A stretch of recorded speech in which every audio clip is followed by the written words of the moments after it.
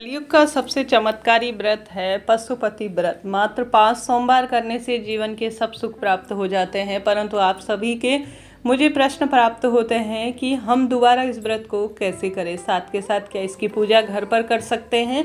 अगर यह व्रत हमने परिपूर्ण किया है, कहीं हमसे चूक हो गई है, तो दोबारा से व्रत कब से शुरू करना चाहिए, इन चीज़ों की संपूर्ण जानकारी, साथ के साथ 6 दीपक का नियम क्या होता है, पूरी जानकारी। कई भक्तजन इसमें गलती कर देते हैं, जिस कारण से पूजा पाठ का पूर्ण फल प्राप्त नहीं हो पाता है।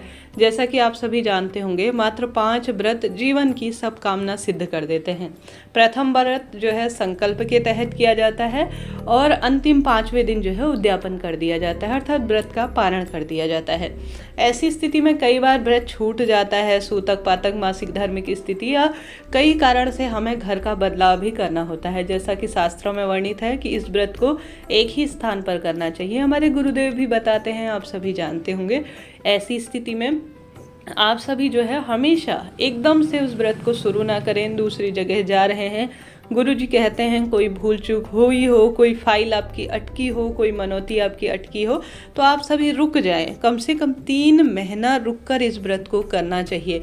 कोई भी हम ट्रीटमेंट लेते हैं या कोई विशेष आराधना, कहीं चिट्ठी लगाते हैं, कहीं पर अपनी मनौती का धागा बांधते हैं, तो थोड़ा सा समय उस कार्य को करने के लिए या किसी भी चीज़ के लिए थोड़ा सा समय लगता है। तो ठीक वही प्रक्रिया यहाँ पर आपको लागू होती है। इस दौरान आप कोई अन्य संकल्प ले लें, कोई अन्य व्रत शुरू कर लें, कोई दिक्कत की बात नहीं है, परंतु पशुपति व्रत आपने पूर्ण कर दिया है, आपकी मनोकामना पूरी हुई है, नहीं हुई है या व्रत छूट भी गया है, तो भी 3 महीने रुकें। जितने भी व्रत हुए हैं उसका प्रतिफल महादेव आपको किसी न किसी स्वरूप में देंगे। आप 3 महीने रुककर जो है दोबारा से व्रत शुरू कर सकते हैं, कोई दिक्कत की बात नहीं है।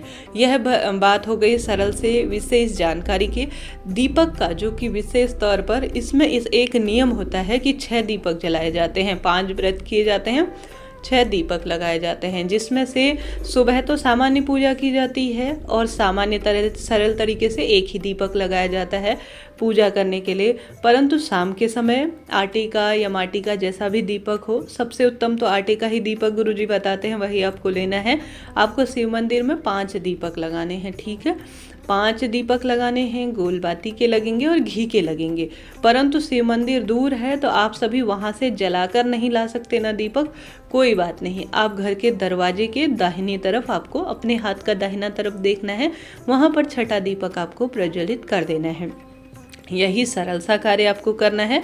इस बात का ध्यान रखें कि दीपक से दीपक प्रज्वलित ना हो, दीपक का मुख पूर्व उत्तर दिशा की ओर हो, या तो पूर्व दिशा या उत्तर दिशा की ओर हो। शिव मंदिर में आपको 5 दीपक लगाने हैं। कई भक्तजन जलाकर मंदिर से लाते हैं, बीच में बुझ जाता है, तो दीपक का बुझना शुभ नहीं माना जाता, आप जानते होंगे। ऐसी स्थिति में आप सभी को क्या करना है कि दीपक आप जला के न लाएं, आप घर पर ही जला दें उसे, घर के दरवाजे पर। अब यह गलती ना करें कि घर के अंदर घुस गए फिर आपको याद आ रहा है, ऐसा नहीं। आप घर के दरवाजे पर जो है पहले दीपक लगाएं, फिर घर के अंदर की ओर प्रवेश करें। इस नियम को दीपक के ध्यान रखें। सुबह जब यह दीपक ठंडा हो जाए तो आप इसे गौ माता को खिला दीजिए या चिड़िया कबूतर को डाल सकते हैं। तो यह 6 दीपक का नियम है और व्रत जो है 3 महीने बाद ही आप सभी शुरू करें। गुरुजी तो यही कहते हैं, इससे ज़्यादा आपकी इच्छा, आपकी शक्ति, आपकी सामर्थ्य, महादेव के प्रति आपका समर्पण, आप जिस स्वरूप में करना चाहते हैं, इच्छा आपकी है। यह बात हो गई 2 श्रेष्ठ सरलतम उपाय जो नियम है उसकी। अब जानते हैं तीसरे नियम की, जैसा कि इस व्रत को हम क्या घर पर भी शुरू कर सकते हैं। तो गुरुजी की तो देखिए मैं कई समय से वीडियो बना रही हूँ, आप सभी मेरे साथ बहुत लंबे समय से जुड़े हैं, तो आप सभी जानते होंगे 4-5 साल गुरुजी की वीडियोस बनाते हुए या उनसे जुड़े हुए मुझे हो गए। उससे पहले नियमित रूप से उनकी कथा, उनकी किताबें पढ़ा करते थे। तो आप सभी को ज्ञात हो तो गुरुजी के पास एक पत्र आया था जो विदेशी महिला का था। तब वह महिला लिखती हैं कि गुरुजी मेरे जो है कई जो मैं विदेश में रहती हूँ, मेरे यहाँ पर शिव मंदिर है ही नहीं, तो मैं क्या करूं, किस स्वरूप में जो है मैं शिव पूजा करूं, कृपया मुझे बताएं। तब आप में से कई भक्तजन यह बात जानते ही होंगे जो शिव मंदिर में हमेशा जो गुरुजी की कथा सुनते हैं या उनके वीडियोस सुनते हैं। तब गुरुजी ने उसका आंसर दिया, उत्तर दिया कि आप सभी जो है विदेश में रहते हैं या किसी कारण से मंदिर नहीं जा सकते।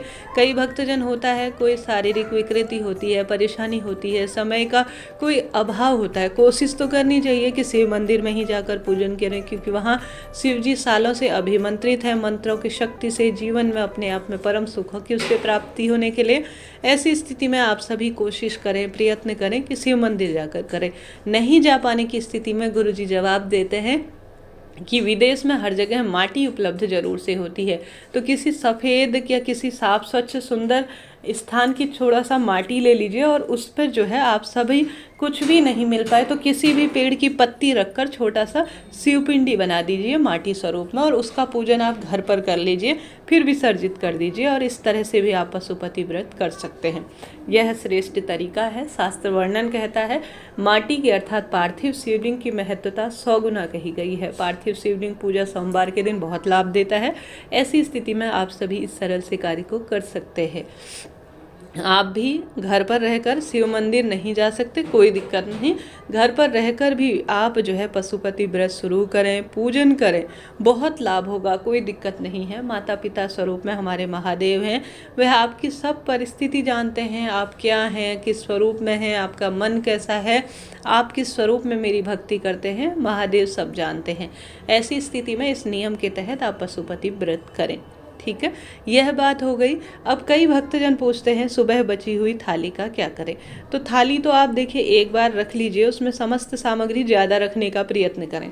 अब सुबह पूजा करें, उसी थाली का प्रयोग शाम को करना है। उस थाली को धोना नहीं है, इस बात का भी आप सभी ध्यान रखें। कई भक्तजन क्या करते हैं, थाली धो देते हैं, ऐसी गलती नहीं। आपको उसी थाली में भले ही सामान थोड़ा सा और रख लीजिए, परंतु थाली वही प्रयोग में लेनी है। दूसरे दिन आप सभी को इस थाली को धो देना है, कोई दिक्कत की बात नहीं है। थाली में बचा हुआ सामान आप गौ माता, कबूतर या चिड़िया इत्यादि के लिए डाल दीजिए, या घर के गमले में डाल दीजिए, इससे कोई दिक्कत की बात नहीं है। आप सभी को जो है थाली का कोई विशेष यह विधान है, परंतु दूसरे दिन ऐसा ना करें कि बची हुई पत्ती, फूल पत्ती इधर उधर बिखरे, ताकि पशुपति व्रत का पूर्ण फल ना मिले। इन चीज़ों का ध्यान रखें। साथ के साथ पशुपति व्रत में भोजन संबंधी नियम है कि शाम को आपको जो है 3 भाग बनाने होते हैं। हलवा, खीर, जो भी आप बनाएं मीठा ही होना चाहिए, इस बात का ध्यान रखें। 2 भाग शिव मंदिर में चढ़ाने हैं, 1 भाग अपने साथ घर लाना है। शाम को भोजन करने से पहले आप सभी जो है मीठा ही भोजन करेंगे, सात्विक भोजन करेंगे, उस प्रसाद को खाएंगे और कुछ मीठा जो है आप खाएंगे और अपने व्रत को खोल लेंगे। इस तरह से पशुपति व्रत की यह सरलतम पूजा विधि है, जो आप सभी को आवश्यक रूप से नियमों के तहत करनी चाहिए। अपना एक परम सुख है। इस व्रत को जिसने किया अनंत गुना लाभ प्राप्ति किया है। एक बार पूजा हो जाए, सब कार्य हो जाए, 3 महीने का समय बीत जाए, फिर आप दोबारा से जो है पशुपति व्रत को शुरू कर सकते हैं, कोई दिक्कत की बात नहीं। कोई भी क्षमा हो, कोई गलती हो जाए तो भूल चूक के लिए क्षमा प्रार्थी हो जाए और प्रभु स्मरण करते हुए आप जो है निरंतर व्रत करें, दिक्कत की कोई बात नहीं है। कोई मन में प्रश्न हो, कोई चीज़ छूट गया हो, कोई चीज़ रह गया हो, पूछ लीजिएगा, आपका अपना चैनल है, सभी सवालों के जवाब आप प्राप्त करेंगे। श्री शिवाय नमस्तुभ्यम।